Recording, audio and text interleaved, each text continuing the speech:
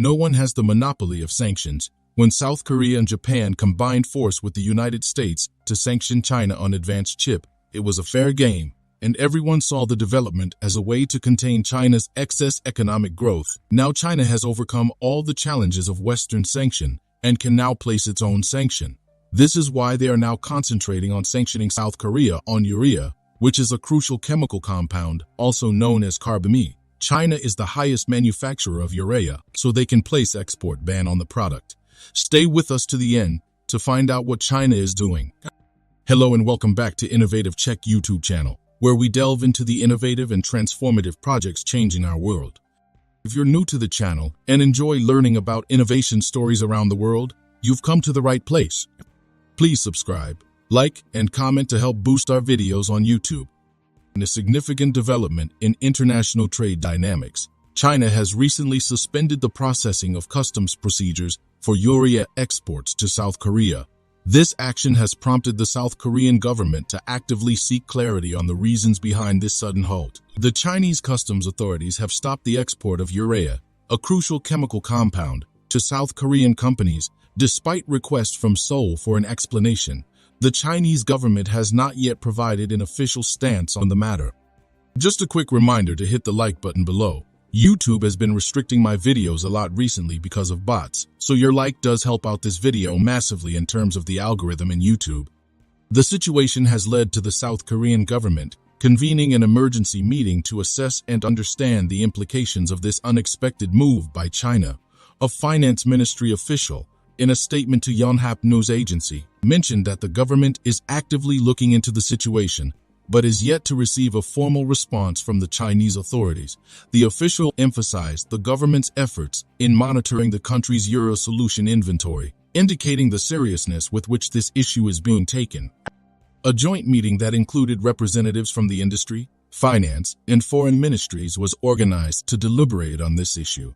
Further discussions are scheduled to continue, with another meeting planned for Monday. Sources close to the matter suggest that the South Korean government is considering the possibility that China's actions may be driven by a need to balance its domestic supply and demand, rather than as a deliberate export control measure against South Korea.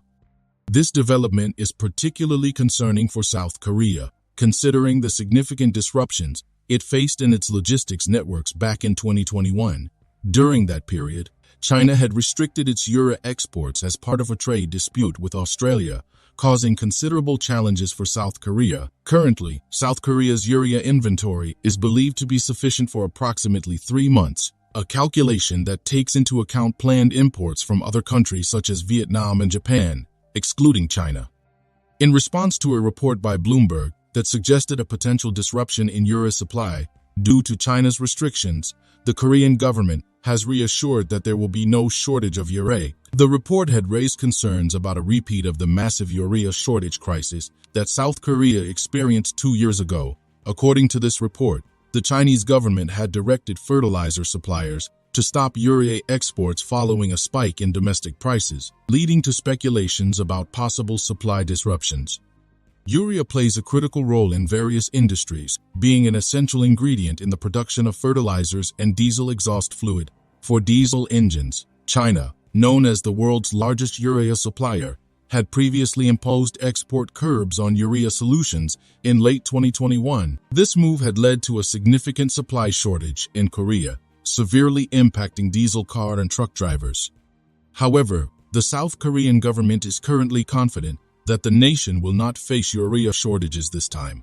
Whether for fertilizers or DEFs, the Ministry of Economy and Finance has stated that the import channels for agricultural urea have diversified since the last crisis, reducing the dependency on China. The ministry also assured that the current price stability and diversification of sources will ensure a consistent supply through the end of the year.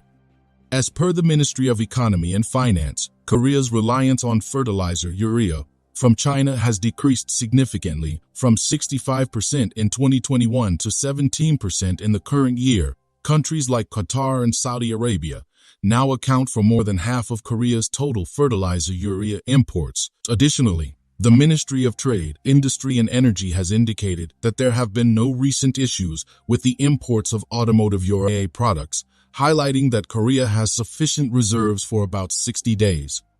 If you are enjoying this video so far, please don't forget to subscribe, share the video, and comment. The Ministry of Trade, Industry and Energy has also been proactive in engaging with relevant administrative branches in China and the Korean Embassy in China. These efforts are aimed at preventing any disruptions in the import of urea products. The government has been working on securing urea reserves through a national stockpiling program since the 2021 crisis. Moreover, with additional import channels in the Southeast Asian and Middle Eastern regions and efforts by private companies to secure reserves, the government believes it is well prepared to address any potential supply risks.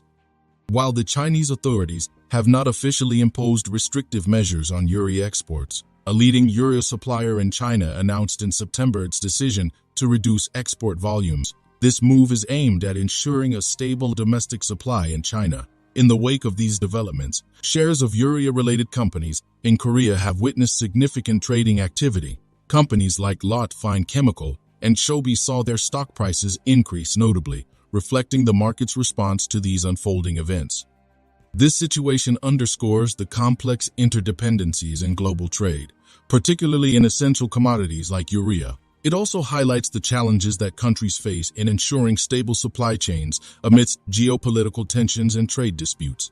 As South Korea navigates through this situation, the outcome will likely have broader implications for international trade relations, especially between China and South Korea. The developments in this scenario will be closely watched by various stakeholders, including governments, industries, and financial markets, as they could set a precedent for future trade dynamics in the region and beyond.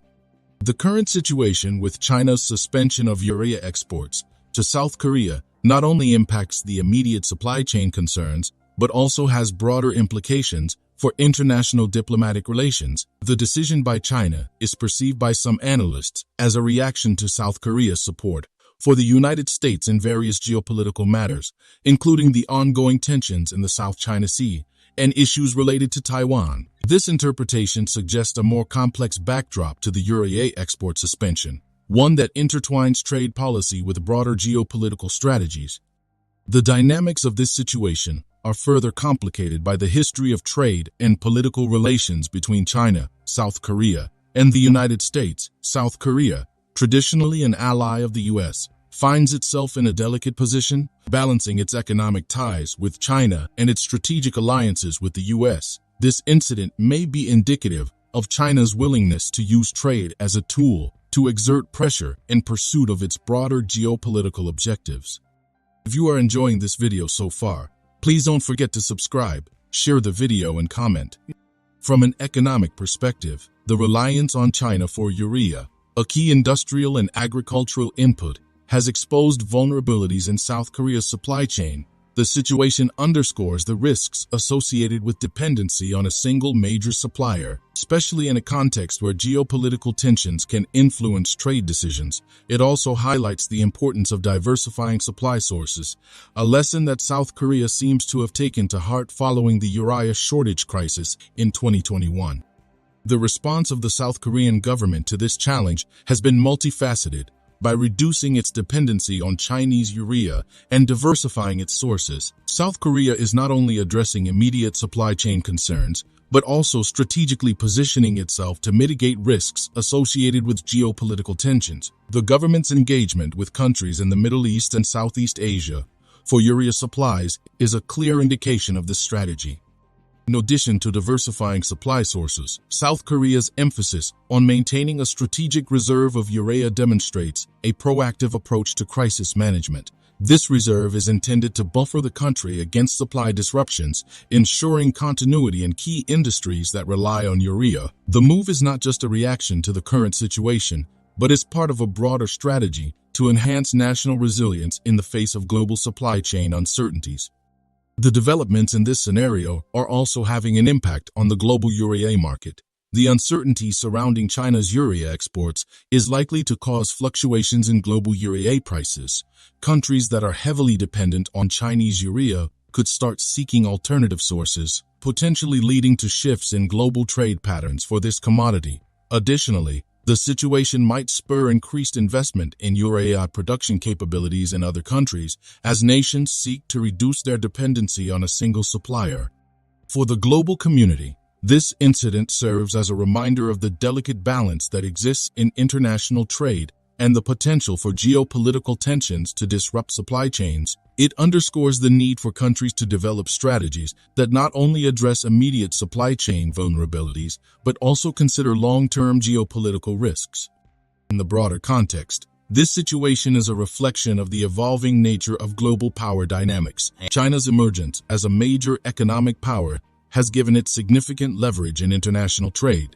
Its willingness to use this leverage in pursuit of broader geopolitical objectives is a reality that other nations must contend with. This incident is likely to prompt a reassessment of trade policies and strategic alliances by countries that find themselves at the intersection of China's growing assertiveness and existing geopolitical tensions.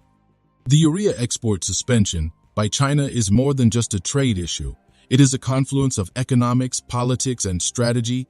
As the situation unfolds, it will be crucial for South Korea, China, and other stakeholders to navigate these complexities carefully. The decisions made in response to this challenge will have far-reaching implications, shaping the future of international trade relations, geopolitical alliances, and economic strategies in a rapidly changing global landscape.